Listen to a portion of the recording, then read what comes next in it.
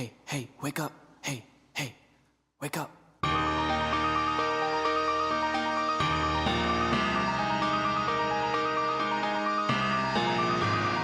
The title of this video is your teacher Caca?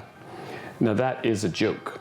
Will you let me know if you think it was a funny joke or inappropriate in the comments? I think you know by now what I think. But it is urgent to find out these things. Sadly, it's often the reality that people claiming to be teachers will take your money and cause you harm. In our last video installment, we discussed how parents really need to prioritize giving their children a quality music education. Just what does a thorough music education entail? A good teacher will resist the urge to tell the student all of the answers. For example, they might say, "Listen to this and tell me what you hear."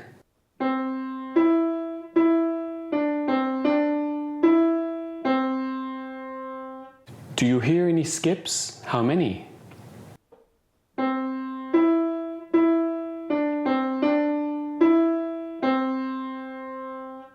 Invariably, the student will answer some right things and some wrong things, but the teacher needs to take the time to listen and pay attention to what the student is saying, because this information is invaluable for how to proceed with that individual. Lessons must be properly calibrated. Let's take this scale of C minor. Here are the notes of your C minor scale, and let's go ahead and raise that B flat to a B natural, because in analysis, we most commonly use the harmonic minor with the raised 7th scale degree.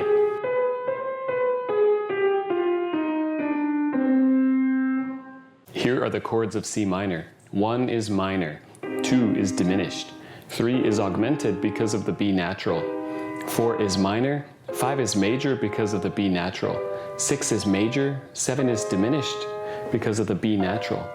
Now, commonly at the end of a section of music, you'll see the 5 chord moving to the 1 chord, which has a sound of finality to it. We call this resting point in the music a cadence. The 5 going to 1 is the most common type, and it is called an authentic cadence. Now, within this type of cadence, we have 2 more types: perfect authentic and imperfect authentic.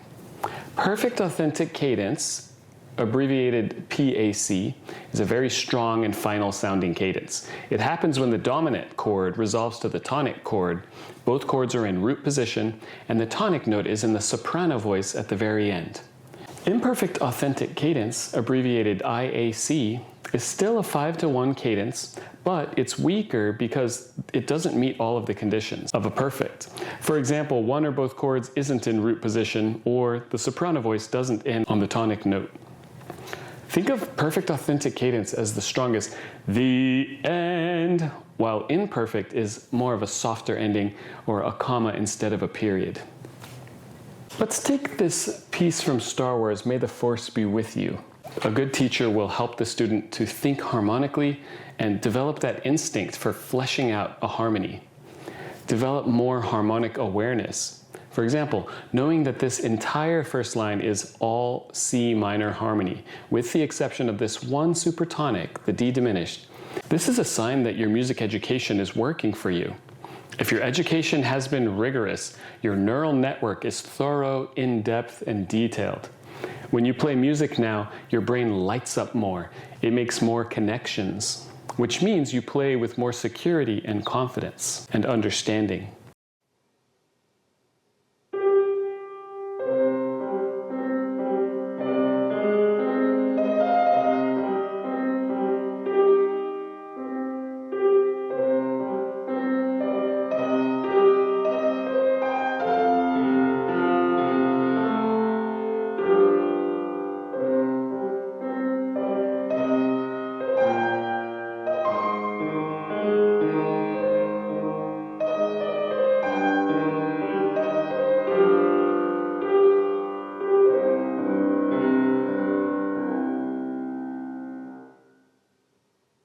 Let's quickly get out of the way the very worst teachers.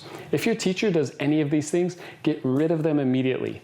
If they don't have enthusiasm for the repertoire, that is a big red flag. In the year 2000, I was studying Beethoven's Appassionata Sonata, and my teacher at the time remarked that the second movement was not Beethoven's most inspired work.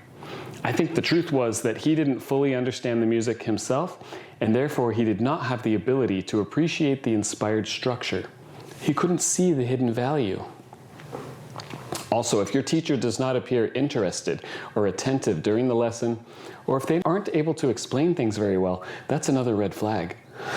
Also, if you ask your teacher, they should be able to share with you their vision for your trajectory and even type it out for you. This includes which skills and concepts you are currently working on and what is immediately down the pike, and where will you be in 3 years' time. A caveat here: if a student is consistently not practicing or unfocused during the lesson, the teacher will likely become unfocused and will likely drop that student. Take a listen to this tune and tell me what you hear. Who's that tapping at my window? Who's that knocking at my door? When seeking to find these sounds on the piano, children will often struggle with finding the repeated notes. Even when they learn to expect them, it isn't easy for our brain. Our brain assumes that the notes must be moving all over the place, so the hunting looks something like this.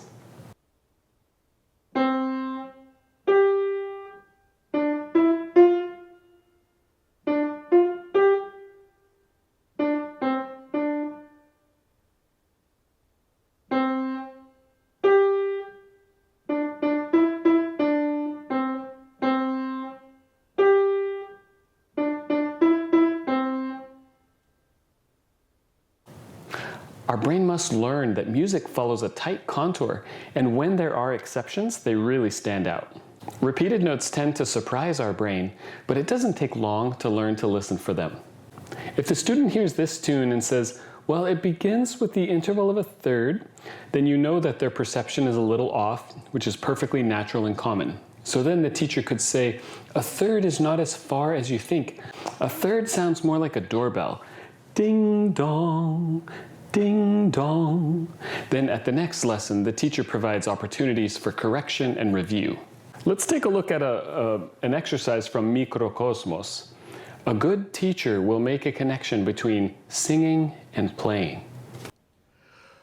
Could you, would you, let me share your rake so fine?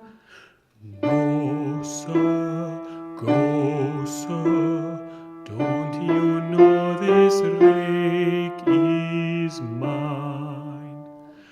I would trade you apples from my tree. Never, my fine rake is just for me. Oh, a good teacher will vary the lessons, not always the same approach every time. You have to surprise your students. A good teacher will require neat handwriting, very important. A good teacher will pay attention to gestures which begin before the music even starts and which continue after the music is finished. A good teacher will teach about the brain and how to practice. Why do we need to play slowly? And what types of approaches are actually effective and don't waste time? For example, a tremendous exercise in memory is to play the very last measure from memory, then the last two, etc., and work backwards. This technique means you feel more confident as the music goes, not less. You become very familiar with the end, which gives you greater security. If you've never tried this approach, you're in for a treat. It works like a charm. A good teacher also needs to really pay attention to the students because some students are extremely smart and they will get bored if you don't teach more quickly. But then sometimes it's necessary to require that student to slow down and pay attention so their work will be quality, because they don't recognize the importance of taking time with certain things such as staccato touch. Students often want to rush through it, but they don't understand the necessity for a very good, quality, and thorough physical approach. Let's look inside of this book, Suzuki Piano School, Volume 3. Sonatina in C major, Clementi. Minuet in G minor from J.S. Bach's Notebook for Anna Magdalena Bach. Very good one. Sonatina, another sonatina from Kuhlau, 2 movements. Theme from Symphony No. 3, the Eroica Symphony by Ludwig van Beethoven. We don't know who the arranger is. The Wild Rider from Album for the Young, Robert Schumann. Little Waltz from Little Flowers by Cornelius Gurlitt. This is a good one. You'll love it. Ecossaise, which is a Scottish dance, Ludwig van Beethoven. Another sonatina by Clementi. And Teasing Song from 4 Children by Le Bartok. Yeah, this is a really high caliber collection, and a student will carry this music with them for the rest of their life.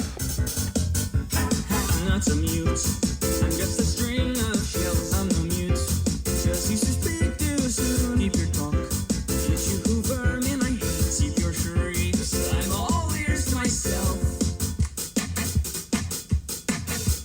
It's my old